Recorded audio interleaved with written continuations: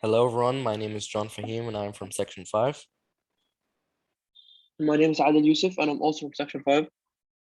After reading 1984 by George Orwell and analyzing Neyestani's cartoons, we both found a global issue that both texts share, which is gender inequality limiting women's freedom. That's right. 1984 is a dystopian novel written by George Orwell that conveys themes such as gender inequality, signifying how society mistreats and objectifies women. As for our body of work, Neyestani is an ironic cartoonist who tackles global issues through his illustrations, more specifically, in his cartoon of the family portrait. So, John, how did you find the issue presented in Neyestani's cartoons?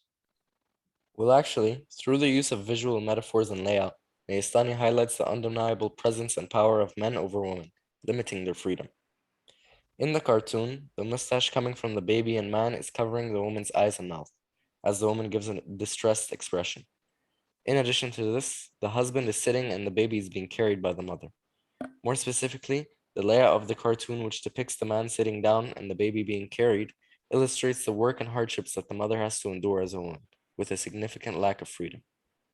In addition to this, the husband is positioned in front of the woman, partially covering her figure, signifying the absence of the woman's freedom and the undeniable presence of gender inequality towards women.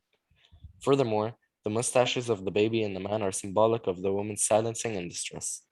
The expression of the woman and the symbolic nature of the mustaches creates a sympathetic tone, evoking catharsis from the audience. Added to this, Neyestani highlights the unavoidable power that men hold over women, giving them a lack of freedom. Wow, that was a great analysis. I specifically like to reference the mustaches as symbols for silencing women. Thank you. So, how do you think the same issue was presented in 1984?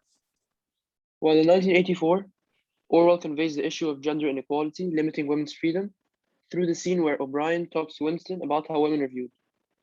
This is shown when he says that children will be taken from their mothers at birth, as one takes eggs from a hen. Procreation will be an annual formality, like the renewal of a ration card. The use of a simile in saying that children will be separated from their mothers as eggs from a hen highlights a sense of division and dehumanization by separating families to ensure loyalty only to the party. Furthermore, the use of another simile in saying that procreation will be like the renewal of a ration card depicts women are objectified and viewed solely as a means of reproduction. Added to this, it suggests that women have no say in the matter and therefore have no freedom to choose whether or not they like to have kids. Rather, they must obey the party's commands. This establishes a disturbing mood aimed to emphasize the inhumanity present in the party. This further develops gender inequality through continued objectification of women, just as it happens in today's world. Wow, that was great. I specifically liked how you analyzed the ration card simile and connected it to the global issue at hand without effort. Great job. Thanks.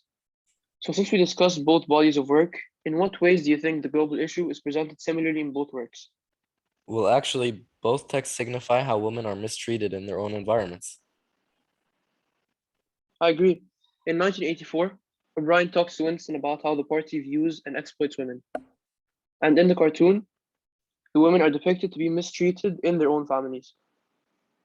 In addition to that, I feel like the mood and tone that is used to approach the global issue in both bodies of work is quite sympathetic. Do you feel the same way or do you see it as something different? Well, to add to what you're saying, I feel like the issue evokes a disturbing tone, which is conveyed by how women are objectified within 1984 and also within the cartoons. Oh wow, that is true. I didn't realize that at first. In which ways do you think the texts differ? Well, for one, I think Orwell focuses more on the idea of freedom of choice, which is shown by how women are deprived of the choice to do what they want with their bodies, and rather, they're forced to breed children. On the other hand, Neyestani targets the issue of freedom of speech, shown by how the woman's opinion in the family clearly means nothing. And more generally speaking, 1984 focuses on the government, or in this case, the party, against women, whereas the cartoon focuses on societal and family norms against women. I very much agree with that. But despite the difference in execution and focus, Oral and Neyestani still give a very important stand on their respective bodies of work, and I think that both should be respected in their own ways. I absolutely agree. But unfortunately, I think that this is all the time we have. And thank you for tuning in to our podcast. And we hope to see you here again on the next one. Yes, this is very enjoyable. Goodbye, everyone.